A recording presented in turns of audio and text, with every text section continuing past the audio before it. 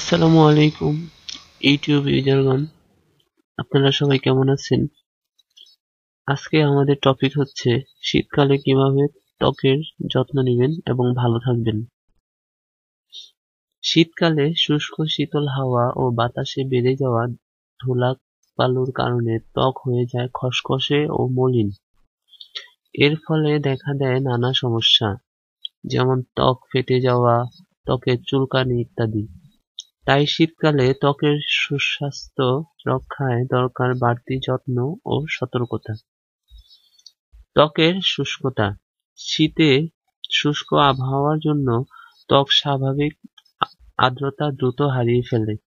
তাই শীতকালে গোসলে সাবান কম ব্যবহার করুন, আর করলেও ময়েশ্চারাইজিং সাবান ব্যবহার করুন। এতে ত্বকে খসখসে ভাব কমে আসবে। রাতে ঘুমানোর আগে ও গোসলের পর নিয়মিত ময়েশ্চারাইজিং লোশন ব্যবহার করলে ত্বকের খসখসে ভাব দূর হবে, ফলে চুলকানিও হবে না এবং ত্বকও ফাটবে না।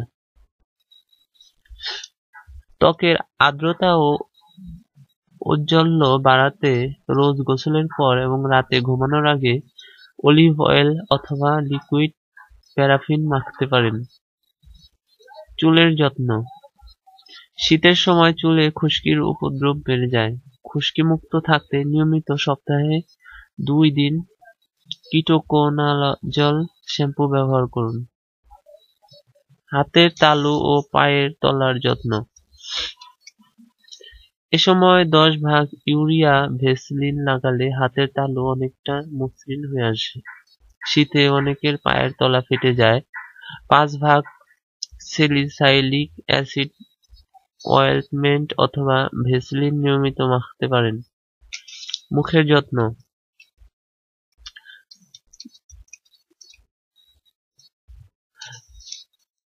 ভালো ময়েশ্চারাইজার যুক্ত ক্রিম ব্যবহার করতে পারেন। যাদের ব্রণের সমস্যা আছে তারা ক্রিমের সঙ্গে একটু পানি মিশিয়ে নিতে পারেন।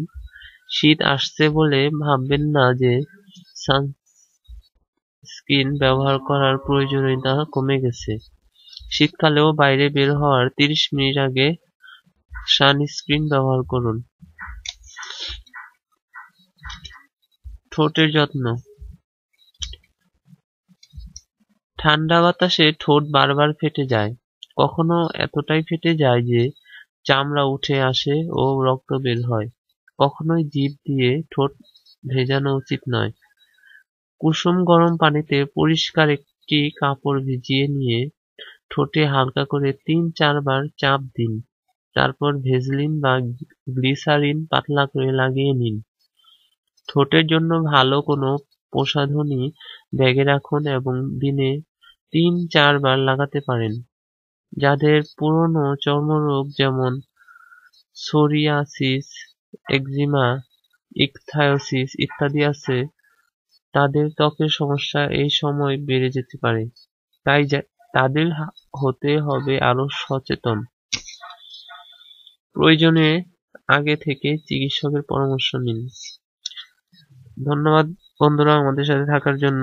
দয়া করে আমাদের চ্যানেলটি সাবস্ক্রাইব করুন। ভালো থাকবেন সবাই।